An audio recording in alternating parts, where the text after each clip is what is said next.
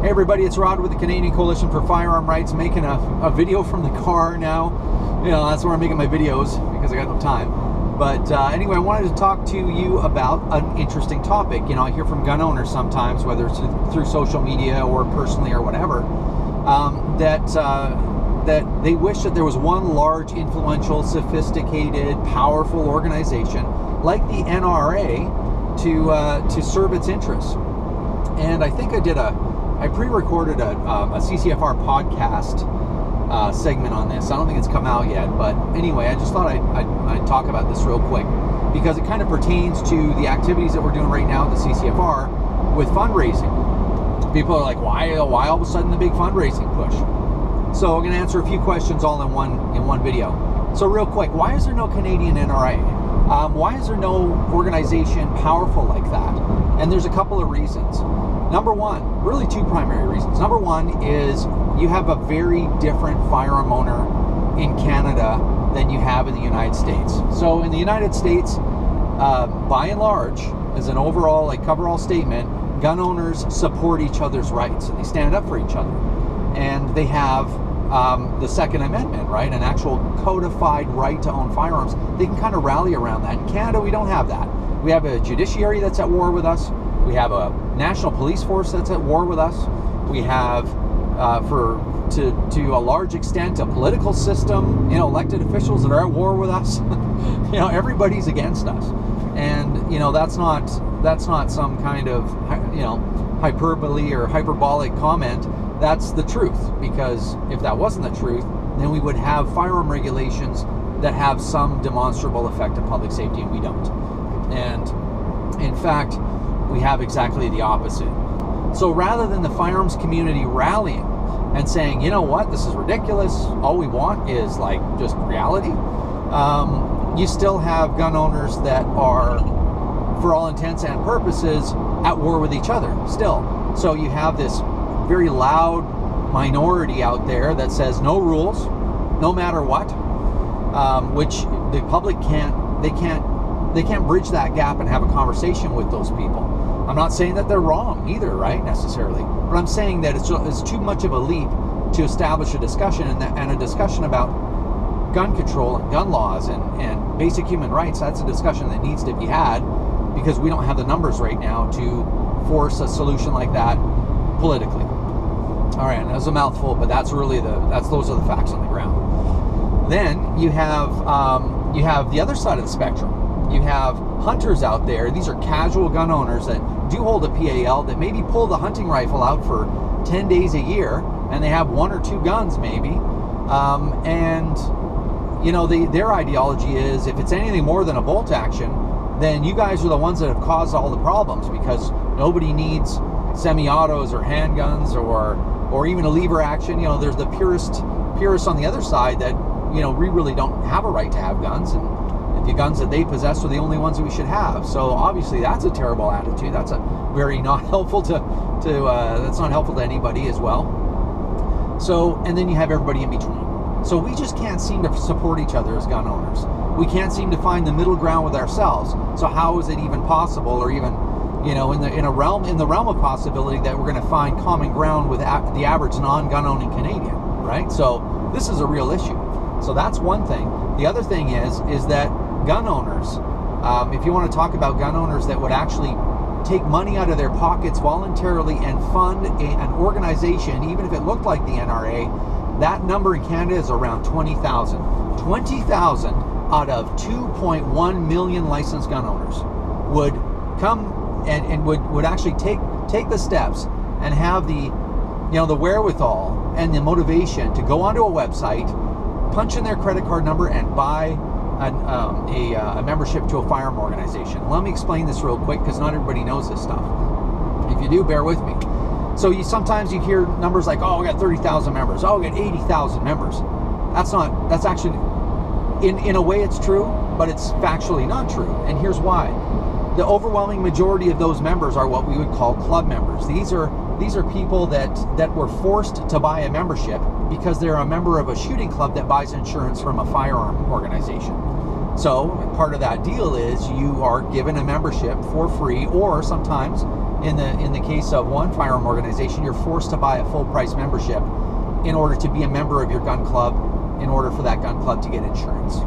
So if you talk about true individual memberships, where people actually go to a website and pay the money, it's around $20,000. That's nowhere near enough, because those memberships cost money, right? So it's not all profit to a firearm organization.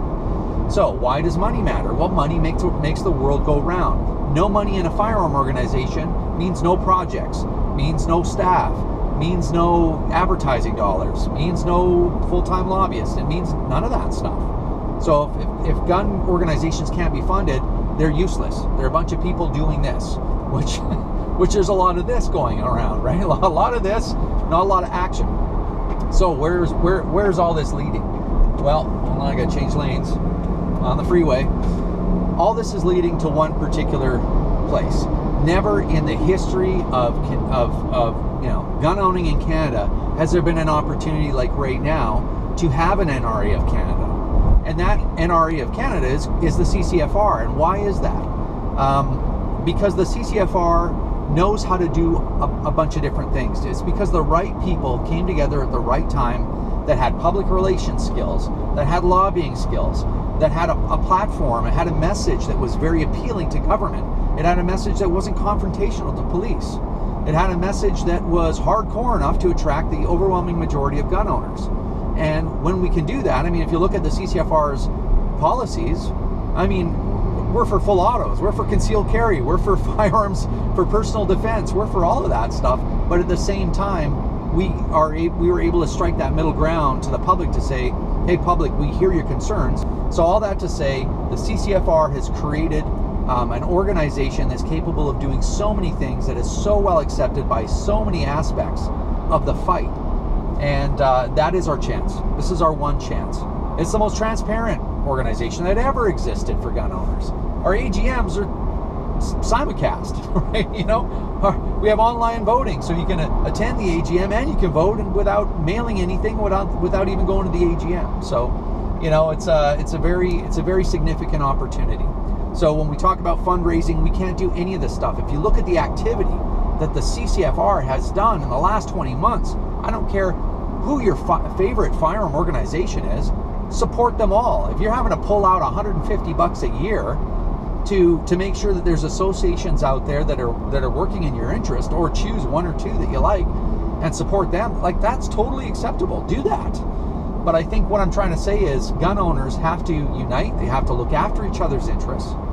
We have to stop the fighting between firearm organizations. We have to stop the passive aggressive nature of, well, if you say you're really good at this, then you're saying by extension that other associations are bad at that. And it's like ridiculous, like children, right? We got to throw all that to the side. And the hunters have to look after the rights of the gun owner, of the handgun owners. And the handgun owners have to say, yeah, absolutely, I'm going to stand up for the bolt action guys. And until we get there, we're just never going to get what we want. And until we have firearm organizations that are sitting there, you know, on $5, $8, $10 million budgets yearly, we're not going to get what we want. It's just never going to happen. So what does that mean? Well, a small group of people have been doing everything. They've been doing all the volunteering, and they've been doing all the funding. You know, I had a field officer at the CCFR donate $500 yesterday because he knows that we need to fund this thing. An individual, one person donating $500. We've had people donate $1,000 to the CCFR, one individual. Well, that's awesome. And without those people, we can't do any of this stuff.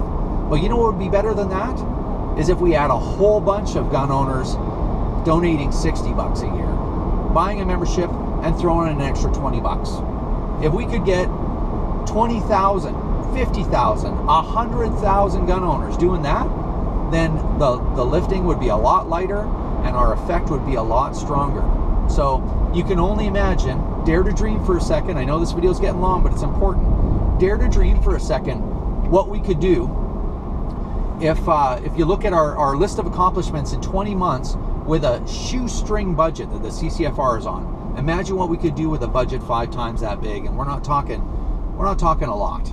That's not a lot of money. We've got a lot of room for improvement if we can get our fellow gun owners to stand up, say, you know what, $60 a year, totally, I'll donate that to a gun organization that's doing something. That's what we need, and we need everybody to do it. The NRA, you know what their operating budget is a year? $350 million. Yeah, no wonder they can get celebrities, you know, coming to their cause. No wonder they can make videos all over the place. No wonder they can sponsor commercials. No wonder they can donate to political campaigns. No wonder all that stuff, right? Because they got the money to do it. So, you know, when a firearm organization, no matter who it is asking for money, you know, you can look into the organization, see where they're spending their money, look at their level of activity. Like, that doesn't lie. That's not, oh, it's my favorite organization, or, oh, I like this president of this organization over that president. Just look at the activity. That's where your money should go. Whoever's doing the most good work. That's it. So anyway, if you're at a gun club, or you are a member at a gun club, ask your gun club to post the CCFR's information. You know, ask your gun club to say, hey, I'd like you to advocate for this, and ask our members to become members of the CCFR, because that's what it's going to take. We need to triple our membership if we want to do anything bigger than we've done in the last 20 months. And for the last time in this video, I'm going to wrap it up. Take a look at what we've done in 20 months. Look at that list. That's unbelievable. Imagine if we could do 3 times that much. I'll tell you, things would change pretty quick, because that's never been done, and that's why we haven't got the change that we wanted. Anyway, I really appreciate you guys hanging in there, listening to this really long video. But, I mean, these are really important things to think about. And when you're seeing us drive for membership, that's what we're trying to do. We're trying to grow. And we got some really, really exciting, well, one incredible project coming up that we'll release information somewhere around October, November on. But we can't do any of this stuff unless people donate, unless people help, volunteer. Particularly, I can't do this forever. You know, there will be an opening for president of the CCFR. If you think you have what it takes, get involved, become a field officer, become a regional field officer coordinator, run for a board position, get some experience, and then I'd be happy to exit, right? And that's what the CCFR needs. They need different people all the time. Be in the face of this thing. So anyway, this is your organization. It's not mine. Anyway, step up if you can. Really appreciate the support. If you're a big supporter already, truly appreciate it. We couldn't do it without you. All right, guys, have a good day, and we will see you soon.